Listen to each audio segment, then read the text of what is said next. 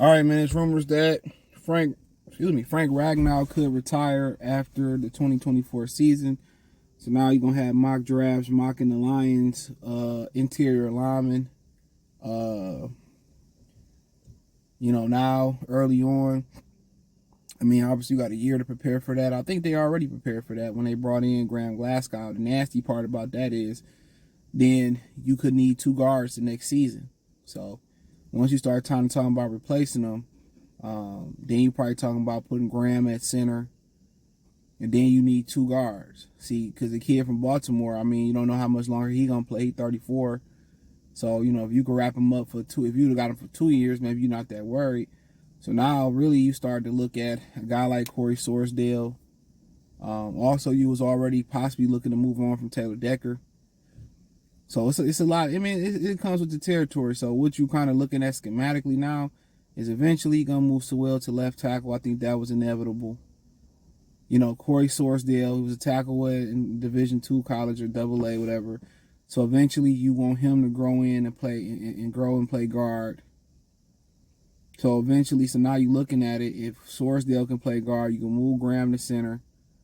Either at that point, you want to find a center and play him at guard and eventually move him to center. That's what happened with Frank. And then you probably got to find the right tackle to replace, Panini moving to the left. So there's gonna be a lot of movement across that offensive line. If Ragnow says his last season. Now, at the end of the day, he says his last season. Who knows? They win the Super Bowl, it's probably his last. He get to feeling better. Maybe he stays. But it's always tough to tell kind of when you in a situation where, and check out Detroit Lions Talk playlist, you in a situation where it's the off season. You know what I'm saying? So he ain't been around his wife long enough to get irritated. Mark my words, for her to get irritated.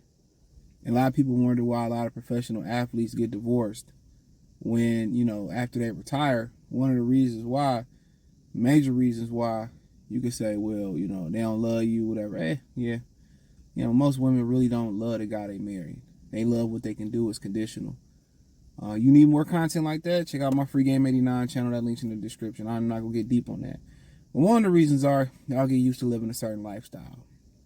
No matter how big your house is, how big your family is, how small it is, you try to help out because you're bored. You're a former football player, usually training, recovering, or he liked to hunt and enjoy his time, right? So now when you get to the crib, whatever, you chilling, you want to help and fold out and help with the kids, whatever. Now you get in her way. I fold these tiles like this. Oh, hey Frank, you letting little Billy brush his teeth. He ain't ate, or little Frankie, he ain't ate dinner yet, or he ain't ate breakfast yet. This is his lunch. This is Todd's lunch. This is not Susie's lunch. Susie doesn't, you know what I'm saying? You just like, get the fuck out. She like, get the fuck out the way. You know what I'm saying? Just get out the fucking kitchen, Frank. I'll bring you breakfast when I'm done with the kids. And that ain't where it stop at neither. Now y'all doing stuff together. Y'all going out, y'all going grocery shopping together. Irritating. Y'all kids shopping, you shopping for the kid. Irritating. It's to the point, a lot of times, a lot of women got stuff going on. You know what I'm saying? They got a schedule or they fucking around on you. That's just real talk. You'd be surprised women cheat more than dudes. A lot of dudes don't believe that. I'm like, man, I said, check my Free Game 89 channel. Links in the description and the link tree. I'm telling y'all.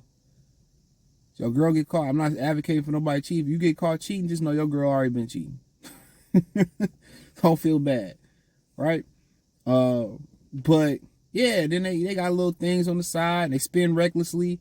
Now you hear them monitor the spending because I guess what, I ain't got my salary, NFL salary coming on. No matter how much passive shit or other shit I got going on, the main salary ain't coming in no more. So, and then she like, oh, fuck this. I can't take this no more. Let me take half his money and be gone. So you start getting to the point of irritation. You be like, man, I wish I was back at work. I'm going back to the NFL. That's how I be. That's why once you kind of like retire, you see guys go to work at Walmart or Home Depot, or you see couples that travel. That way ain't no fucking friction. We done bought a yacht. You know what I'm saying? We done bought a yacht, or, we had a couple that just chose to retire on cruise. They was going to spend the rest of their days on cruises, sold everything and just going to be on just different cruises. So yeah, that's how it be, man. So it's a lot of things. It's a lot of things that go into retirement. You know what I'm saying? It's a lot of things. And that's just the family side of being at the crib side of shit. We ain't even talking about the other stuff that come with it, like, you know, missing the guys, missing the bonding with the guys, the male bonding and stuff. So, like I continue to say, man, like, it's a long way away. But you probably had to replace the left guard anyway, Ziffer from Baltimore, right? Worst case scenario, Sorsdale just a depth player. What's the other African got they back there? Akudi, Akadi, or whatever.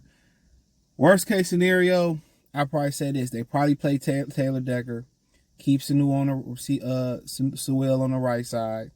Let's say Frank go away, Seaford from Baltimore, he just decided not to come back at the next season. So what you do is they probably gonna move Graham to center. You're going to take some interior linemen this year. That's going to be a given, right?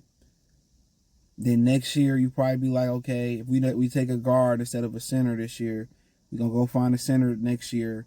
Then probably move Graham, you know, find a center in the draft, and eventually move him to center, and you know, then maybe move Graham to guard or go find a new guard. I think that's the worst case scenario. The best case, the worst case, the best case. Well, that's probably the worst case scenario, to be honest. Worst case scenario is this: Decker gone after this season. You got to replace the right tackle because you move Sewell to the left, and then you got to replace both guard spots, and eventually find a center replacement. The best case scenario is probably you pay Decker, keep Sewell, you got Graham, Zephyr continue to stay.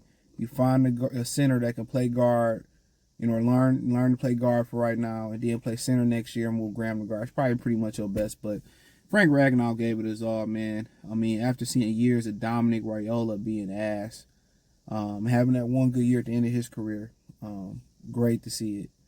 You know, great to see him dominating. You know, I was like, who Frank? What the fuck when they drafted him? And you know, Frank hadn't gave up a sack in college or something like that. So he's been as advertised. I hope, you know, he heal and find sanity and be great.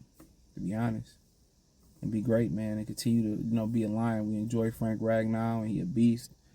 And may his wife nag the fuck out of him this offseason to make him come play football and him be 100% healthy. But I appreciate y'all. Thumbs up the video, share the video, subscribe to the channel. Check out Detroit Lions Talk playlist. Hit the link tree. Find me on Instagram, Spotify, Anchor, Cash App, Venmo, PayPal. My other channels in the link tree in the description as well too. Peace.